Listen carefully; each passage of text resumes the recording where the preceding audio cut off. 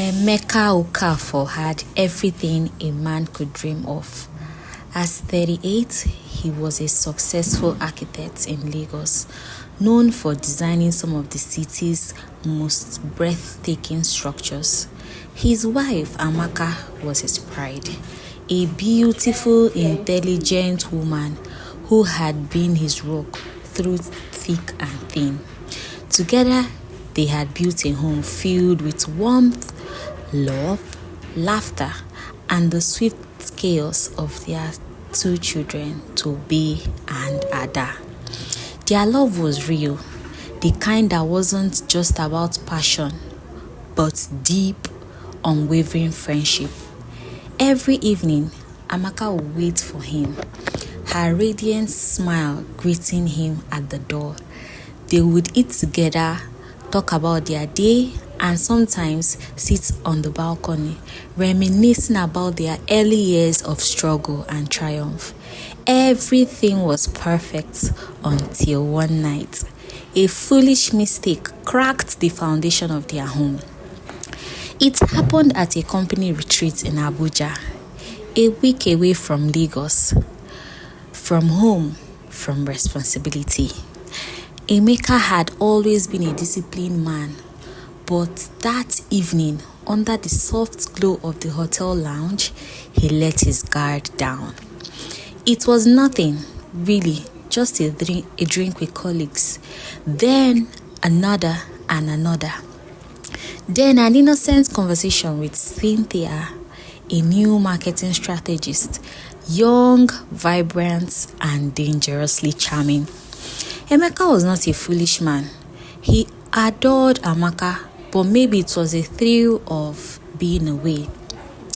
The music, the teasing, smiles Cynthia threw his way, or the way she leaned in just a little too close when she laughed. Before he knew it, a text was sent. Room 210, 11 p.m. A stupid mistake, but Emeka never went. At 10:30 p.m., guilt gripped his chest so tightly he felt like he couldn't breathe. He turned off his phone, showered, and went to bed. The next morning, he avoided Cynthia's gaze, dismissed her with an awkward nod, and convinced himself that nothing happened. Except, something happened. Emeka thought that was the end of it, but trouble was a way of festering in silence.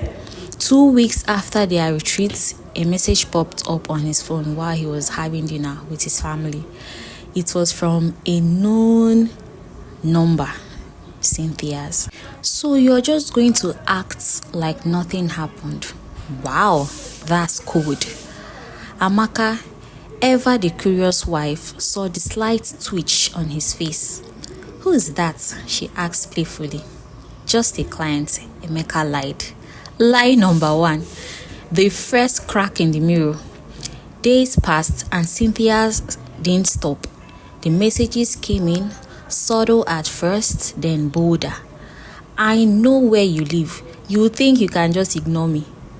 Emeka deleted them, blocked her number, but she always found another way. Then a picture arrived, him in the hotel lobby, laughing with her. Nothing incriminating, but Amaka was no fool. One evening, she held up his phone. Emeka, she said, voice deadly calm. Who is Cynthia? He could have told her the truth, that he was a fool, but he never crossed the line. That he let a moment of weakness invite disaster. Instead, fear made him lie again. She's a colleague, nothing important. Amaka's sharp eyes studied him. Then why is she texting you at midnight? Lie number 2, the crack deepened. By the next week, Cynthia escalated. She sent a fake email to his company alleging inappropriate behavior. It was dismissed, but whispers started. Then she sent a message directly to Amaka. Your husband is not who you think he is. Ask him about room 210. That night, the house that once held love and laughter turned into a battlefield. Amaka was shaking, her eyes wet with betrayal. Room 210, Emeka, she whispered. Did you sleep with her? No, I swear to God, I never touched her, he pleaded. But he wanted to. The truth lodged in his throat like broken glass. Amaka was not a woman who tolerated betrayal. She packed her bag, called her sister, and by morning she was gone, taking his kids with her. Emeka's life unraveled like a thread pulled loose. He went days without sleep, the silence in the house suffocating him. He tried calling, texting, nothing. Work suffered. His colleagues whispered. His boss warned him to get his house in order. But how? Then Cynthia sent another message. If you want your wife back, meet me. Let's talk one last time. It was a trap, and he knew it. But desperation makes men reckless. They met at a small restaurant. Cynthia smiled like a cat watching a caged bird. You ruined my life, Emeka spat. She chuckled. You ruined it yourself, darling. What do you want? An apology. For what exactly? For leading me on. I never. She held up a finger. You did. You wanted me to want you, and I did. But then you panicked and threw me away. He exhaled. I'm sorry. Cynthia studied him, then leaned in. Good. Now, if you want your wife back, tell her the truth. Emeka stood outside Amaka's sister's house, his heart pounding. When she opened the door, her eyes were colder than he had ever seen. What do you want? She asked. To fix this. Fix? She laughed bitterly.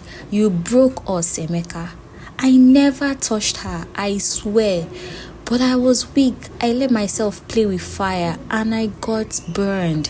His voice cracked. And now I'm losing you. Silence stretched. Then, for the first time, her eyes softened. Do you know why this hurts? She whispered.